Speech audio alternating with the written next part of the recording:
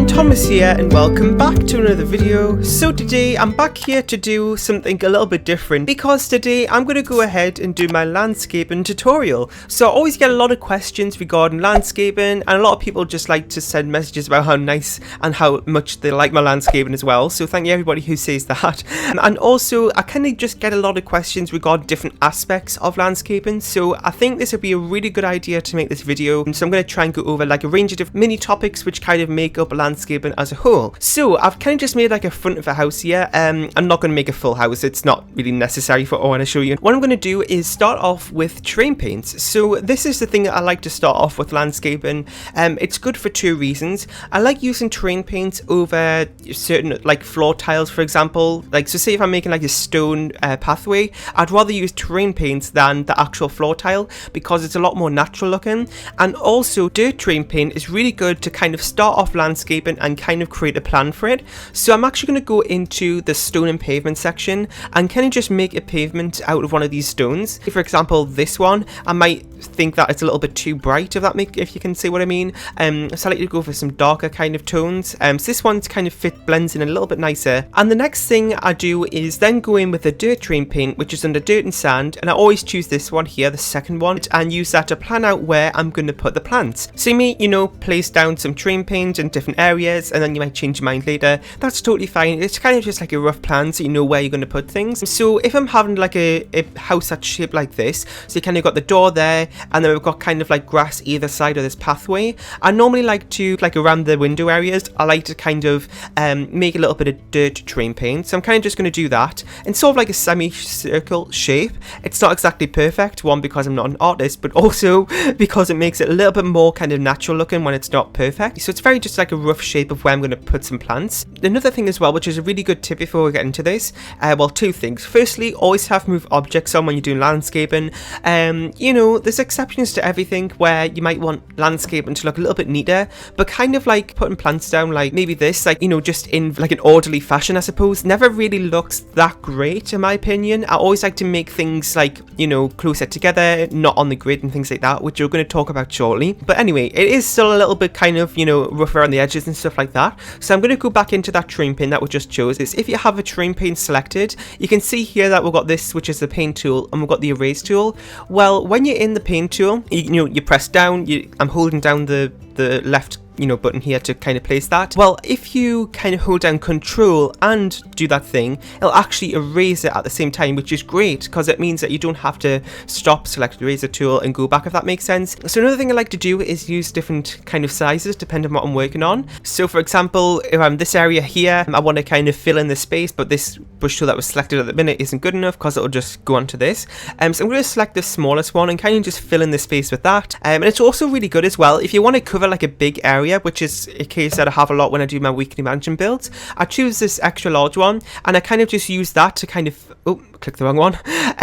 This is way, too big for this lot, but it just allows me to cover the area much quicker. The next thing I go in with is under just the shrubs here, is these low lying pale yellow flowers. Now I use this to kind of start off the landscape, and I always use this as kind of like a base or like around the back, like against the windows is what I mean. So I'm going to go ahead and maybe place it down here. I also have move objects on right now, which is great to do in this. So I'll put that down at the back. And then one thing I've been doing recently, and I don't know how to pronounce this, but I think it's Opposer daisies, but I've been using this as well to kind of just add a little bit of added decoration, I suppose, if that's the right term, to the landscape. So I always like to put that down too. And then before you go in and put your flowers down or just additional plants and whatever, it's always kind of good to kind of think of a colour scheme. It just really depends on what the type of build is and also what kind of colours you're using on the home. So you can see here that from the front of the house we've got neutral colours, so we've got this creamy sort of coloured siding and then also white windows. So I'm going to go in with landscape colours that are on the neutral side, but that can be kind of boring sometimes as well. But you can maybe choose one or two other kind of more colours that pop out. So I'm going to go in and put some of the bigger kind of plants towards the back. You don't want smaller plants there and then end up putting some bigger plants like here, because then you can't see what's at the back. I do really like to use this plant here, which is called a bulbous bush, but that's always really weird to say, but it is a little bit too big for this particular area. So just use the size down sheet just by pressing the left bracket key, and you can go ahead and place that down. Now in this build I'm going to be using, well, in this landscape tutorial, I'm so used to seeing builds, I'm going to be using a lot of different hotkeys such as Alt and Shift. I kind of went over this in my first kind of building tips and tricks video, and also part of that video was how to build faster. I'll leave a card on the screen now if you want to go ahead and check that out for anything that may not make sense regarding hotkeys and, you know, different tools and stuff in game. But I will say a really helpful tip when you're landscaping is to hold down Alt to make it off the grid, because it makes it a lot more natural looking. And also at the same time hold down Shift, because if you place down one plant it'll just place,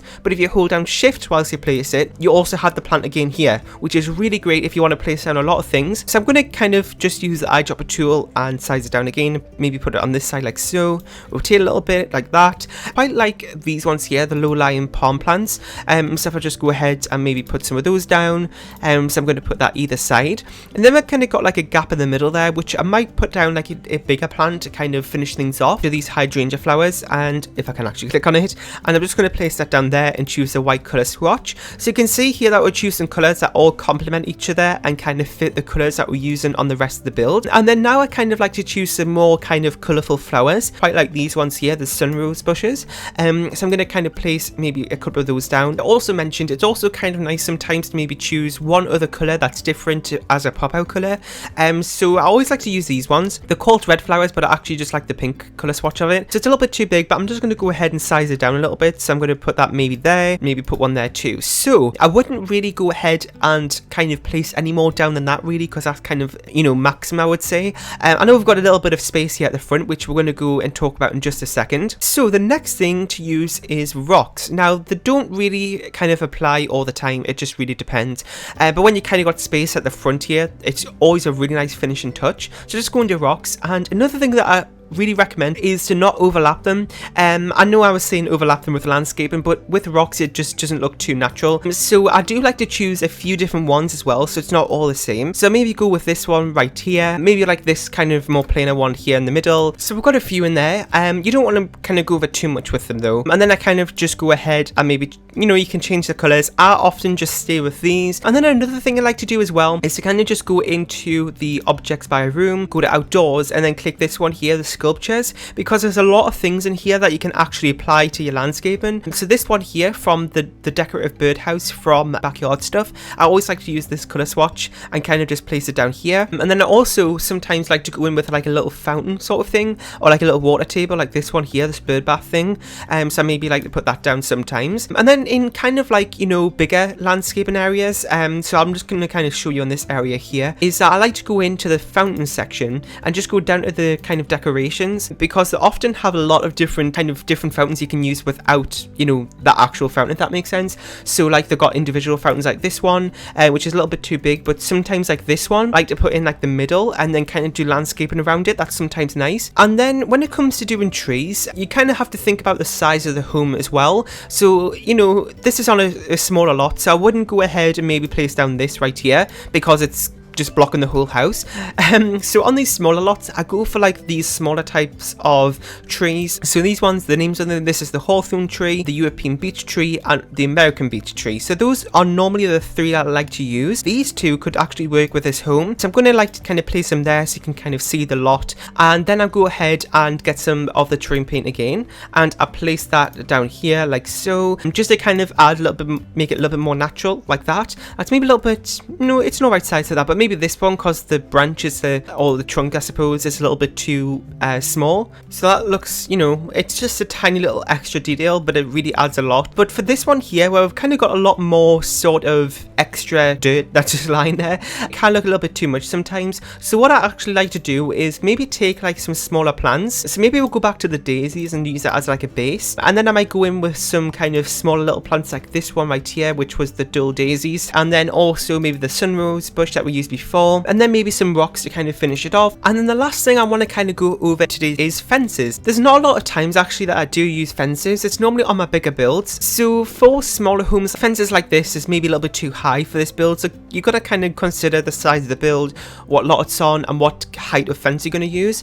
So I've maybe used the ones from Backyard Stuff and the picket fence if I can find it. That's also a good option for this size of build, but I'm actually going to choose like a creamier color because it kind of fits in a little bit nicer with the siding. So I'll maybe do that there. Sometimes what I like to do is maybe leave a gap for the pathway. You could even do that and then put a gate there, but sometimes I just like to leave it open because I don't really like to have the home feel that enclosed. Now, like I said, it doesn't always apply because it's blocking this, so I wouldn't really put that there, but sometimes what I like to do is kind of like go in with the terrain paints and then also go ahead and add a little bit of detail by putting some of that under.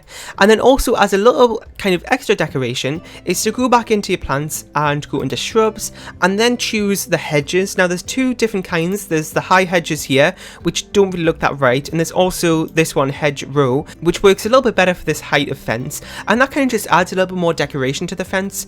You're gonna kind of have to move it around so it doesn't, you know, clip through, unless you don't really mind about that. But if I'm on a bigger lot, what I like to do sometimes is, say I'll use the bigger kind of height fence, so maybe this one. Now, I mean, it looks fine like that, but another thing you can do is we'll actually have these hedges as a fence type. So sometimes I might go ahead and actually kind of alternate this with the fence to kind of just add a little bit more extra details. So maybe every few times I'll go ahead and put that down. We've also got another kind of height as well, which may work with some other type of fences like this. And then one final thing as well, which I actually went over in that last building tutorial I talked about at the start, is to use planter boxes. So I'll go ahead maybe with this one, this window box one, which is fairly simple. It's just from base game, and I'll put that on the bottom, and then I'll go ahead and choose the other version of it that we got from base game, which is this one here. It doesn't work on smaller ones, but if I have this where I have, like, you know, two of them put together, I'll go ahead and maybe put this one in the middle so you can kind of see them on either side, but there's this little extra kind of feature in the middle. And yeah, so I hope that kind of answered most of your questions. If you still have anything that I didn't cover in this build, then feel free, of course, to let me know, and I'll try to go over that. Now, I do actually in the future have planned to do a full house building tutorial from start to finish, and I made this video first, so if I kind of don't really go into much detail in that video, I can refer you back to this one to go ahead and find out about particular areas of landscaping in more detail. So thanks for watching. Make sure to let me know if you have any more types of tutorials you want to see next. That'd be really, really helpful. Leave a like, share, and subscribe if you haven't, and I'll see you all next time. Bye!